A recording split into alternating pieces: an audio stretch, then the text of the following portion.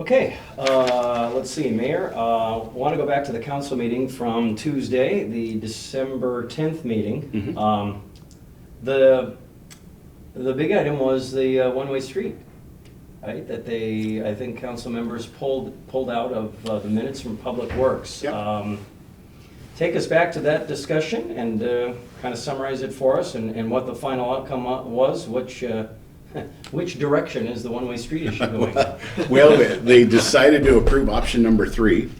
There was a total of 4 options, and Tom Witzel brought this up, and Tom Witzel is alderman in District 6. And he had concerns over this being a one-way street. How is that going to affect traffic and some other things like this? So this has been, I would say, almost a year, 9 months to a year, where I actually met in here with Dan Connect, Tom Turchie, Justin Casperson, and there was a group of seniors, I guess their senior committee over there at the 2nd Street Community Center, that had some concerns on what was going on over there. And one of them was, of course, getting their bingo board up. And so we were able to get that up. Jeff Moulter got that up right away. But the other concerns that they had, and these were good ones, were parking. So initially, I think the parking was going to be something different when the library was there, and there was not enough handicap parking right out in front of the senior center. So there were enough there to go over to get close to the library. But the center here that has a lot of things for our seniors, and they love it. They've got potlucks, they've got speakers coming in from the clinic. We do a lot, and we want our seniors to have a place to go that is an activity center. And this group of seniors that got together said, you know, when you come into that parking lot and there's no handicap parking right in front, then for some of these seniors that are going to come to an event there, they'll pull in, the parking lot is full, and they can't park anywhere close. They go out the other exit, and then they go home. They didn't get to do this. So one of the things that we had to do, Justin and Dan, is we actually ended up engineering 2 more handicap parking spots right there, right in entrance to the community center. And then the other thing was, how do we get more parking very, very close? So that's where this all came up, and there was a test done. So Justin and Dan and Tom, they kind of took it from there on what are some different ideas that we can do. So with that, we did a temporary one-way street. Now, this is already a one-way street on the other side of Maple. Yep. And so this would just be continuing at one block, and what that would allow us to do is minimal work that would have to be done to get, I believe, 7 to 9 more parking spots right there in front. So if the senior could park right in front when they come to these events. Then if there's people that live across the street, they would be able to park there in the evening or whatnot. So it would really help. The seniors really liked that option. And so once it kind of got to that point, then they took it to Board of Public Works. And Board of Public Works approved it then. Let's try before we go doing all this, let's try something temporary that's not going to cost a lot of money. So we made a temporary one-way street and put in some, what are those water barrels there at the end of the 2nd Street there. And then just did some striping of some spots that were right there in front of the senior center to see how it would go. Before you make any big decision, let's see how this would go. Let's see if we hear from the people that live there and on how big of an inconvenience this is. And there was a survey done, and I believe it was 2 to 1 in favor of the people that went into the senior center that were affected by this.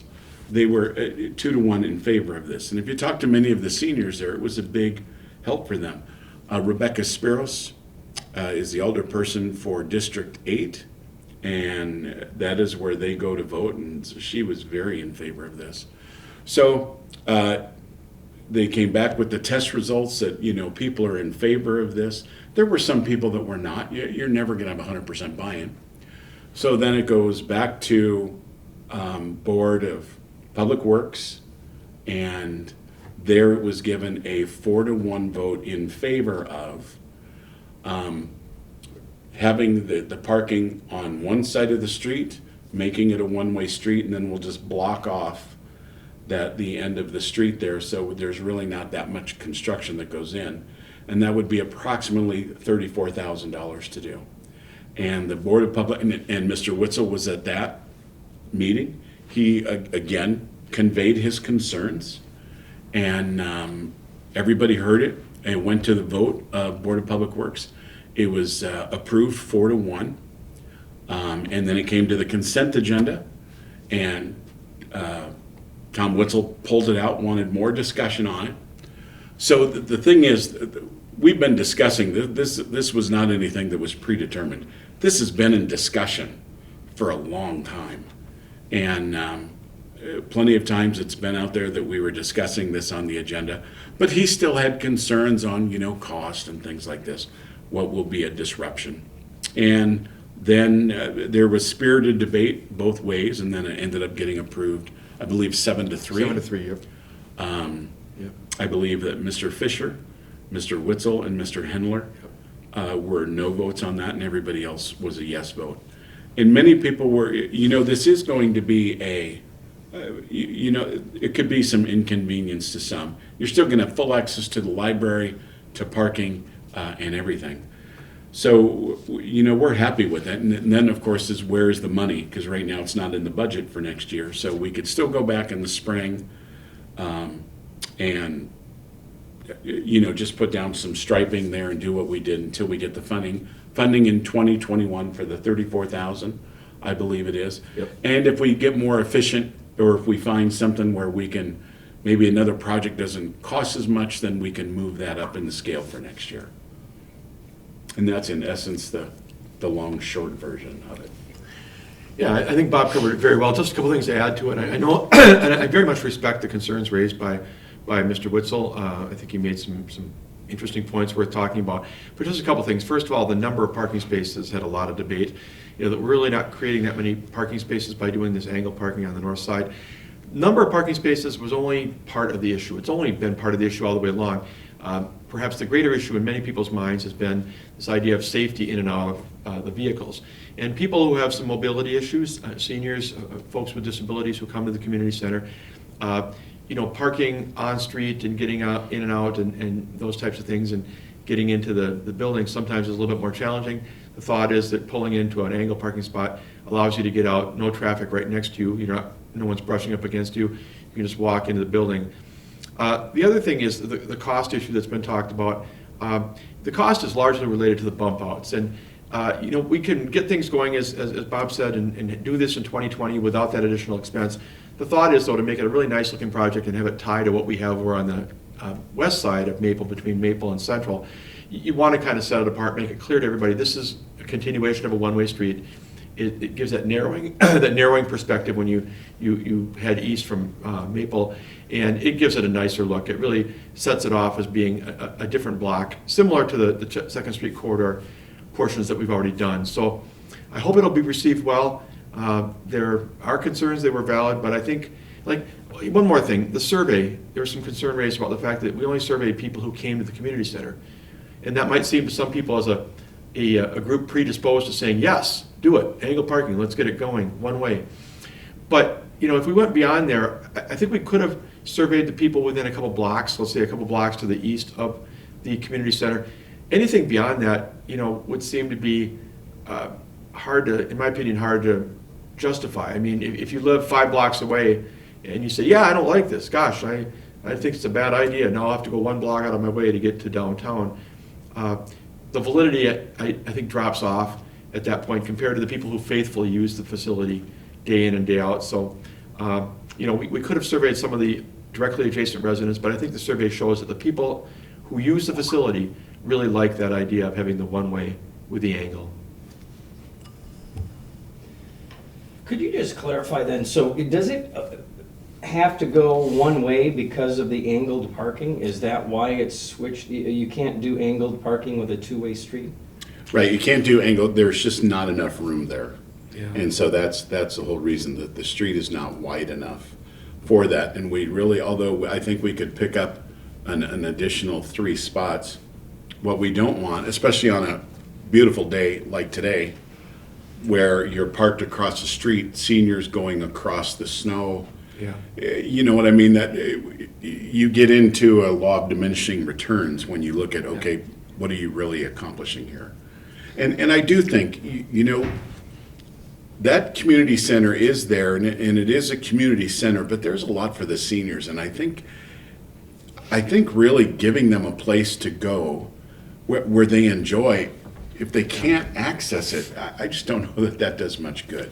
So this is really for the betterment of, you know, the people that do go to the community center, and we'll see how it goes. Yeah, it's all based on engineering standards, Mike. You know, they did talk at one point, one of the options was having angle parking on the north side and continuing to have some version of parallel parking in the south. Even that, you know, created a need for some spending to make that wider and more possible. So it's all about whether or not you can back out of an angle parking stall safely and be able to have traffic flow the way it's supposed to. And you know, two-way traffic makes that challenging. I did notice, though, they did go of the options that called for a change. You know, there was the do-nothing option. Taking that out of the equation of the 3 options that were on the table for change, they did go with the one that creates the least number of stalls. I don't know, from, you know, there was an option 16, 19, or 25. They chose the 16 space option. Are there any concerns there in terms of not creating? I mean, it is going up from 9, you know, to 16, but they could have gone to 19 or 25.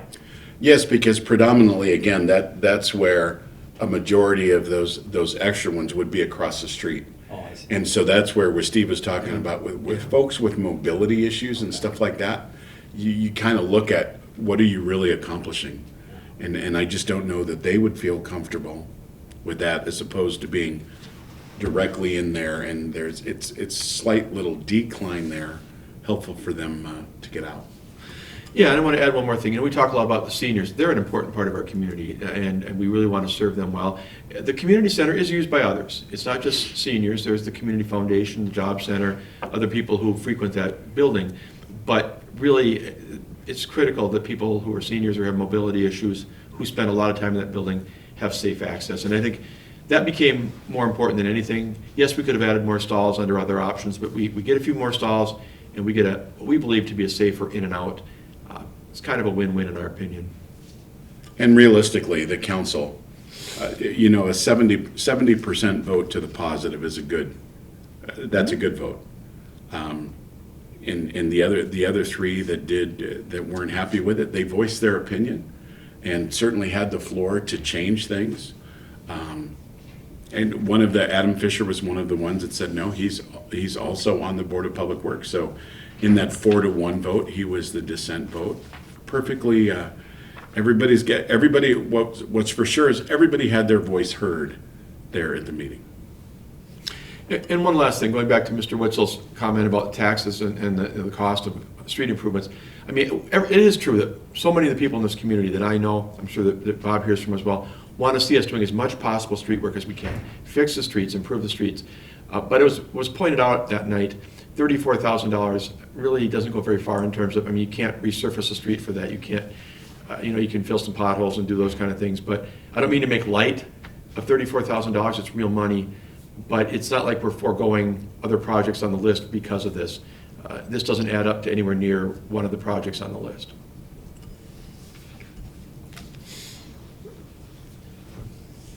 So that change will take effect next spring? The temporary change will take effect next spring, once the weather is back to being conducive to deal with. And then it'll be a temporary, just like it was before, unless another area of funding eases up, and they'd be able to pull the money from there. Otherwise, it would be in the 2021 budget. Capital plan. Yeah. Okay. All right. Anything else on that one? Let's see, what was the other issue I had picked out here? It was kind of a quiet meeting, wasn't it? Generally. Oh, was there a purchase of property coming out of closed session? There was. You want me to take that one, Bob? Yeah. Okay. Yeah, the city has reached an agreement on an offer to purchase, to purchase some land in the industrial park that we sold back in 2016. The developer at that time, it's about a 5.5 acre parcel. The developer at that time had some plans that have not come to fruition. That's not to say they haven't used the site. They have. They've improved one of the buildings and they've done some business operations from that property.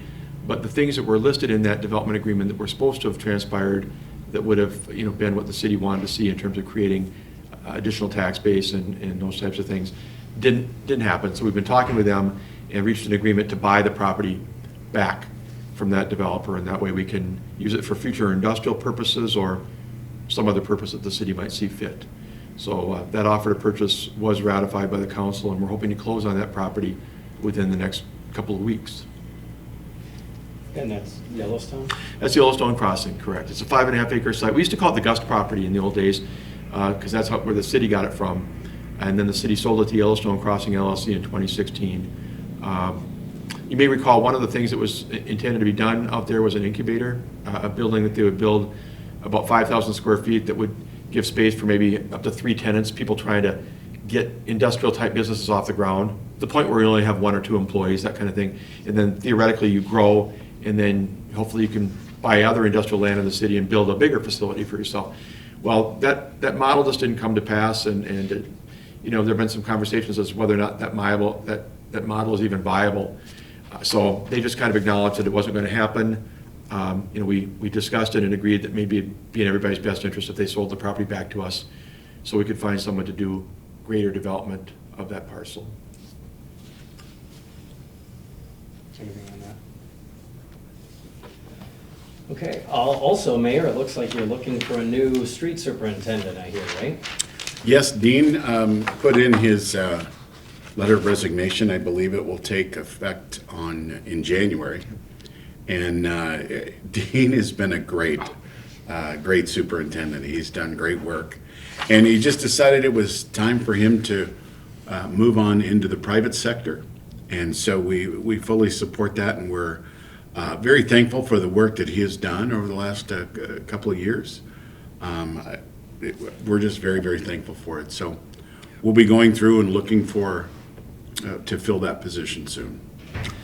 I will say that having worked in local government for 3 decades now, I cannot imagine why somebody would want to leave the public sector. I'm looking for you to smile, Chris. But I want to echo what Bob said. For a person who's only been here 2 years, he started in March of 2017, he has done so many good things. He came in here, one of the things that encouraged the team that was looking to hire to replace Mike Winch was looking for somebody who was not a status quo individual. Look at how we buy equipment.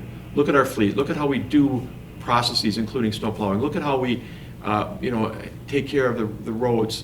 Do we need to look at some creative ways? Government gets criticized, and sometimes rightfully so, for doing the same old thing that we did in 2005, that we did in 2010, instead of being creative to save money and to make things better. Dean, in his nearly 2 years, has been one of those not status quo people who said, let's see how to improve. Let's see how to buy pieces of equipment that have dual purpose instead of just one. Let's find a way to have processes so the employees get the work done faster and they can work on other jobs. And so we thank him and we wish him well as he moves on to the private sector. So what would the timeline be for, his last day is when, and when will you expect a replacement? Dean's last working day will be January 10th. He may have a little bit of vacation run out after that. So really about a month from now. We are going through the process now. If you recall, when we hired him, there were several other internal candidates. People have been moving up through the ranks. I suspect we may have 1 or more internal candidates interested here, but we'll also be advertising this position broadly speaking, the way we did when we hired Dean. So we may have a mix of internal and external candidates. The agenda for the next meeting, which is very light, by the way, will include appointing an acting street superintendent so that somebody is in charge of the crew for what may be 6 to 8 weeks, I don't know. We want to take time to thoughtfully get somebody good. We don't want to say, oh my gosh, Dean's gone on the 10th of January. Who can be hired so that they can start on 11th of January? We want to do this thoughtfully, so it may take a little while until late winter to unfold, to have that person on board.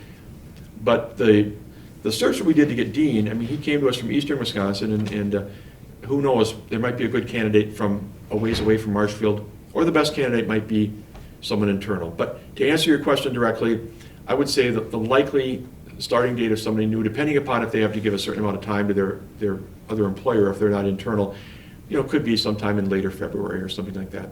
We'll just have to see who is selected and how the timeline plays out for their transition.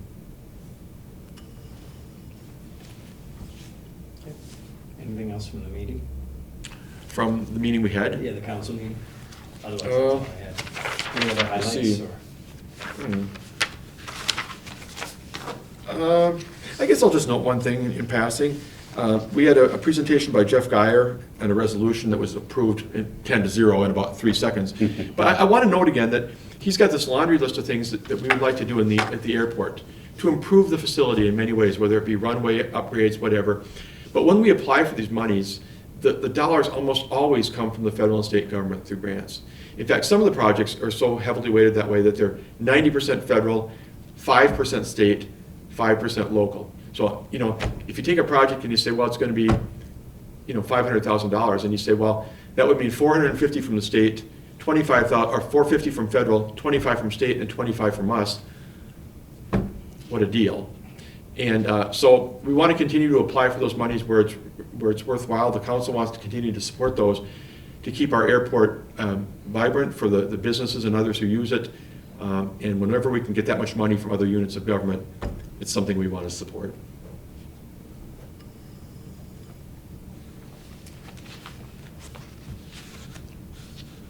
Okay. That's all I have. Very good.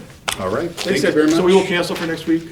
Yeah. Yeah, there might be an extra, closed session item added on, but it's likely to have not open action anyway. So you're looking at consent agenda plus almost nothing. Okay. You still want to come in on Friday then and do your normal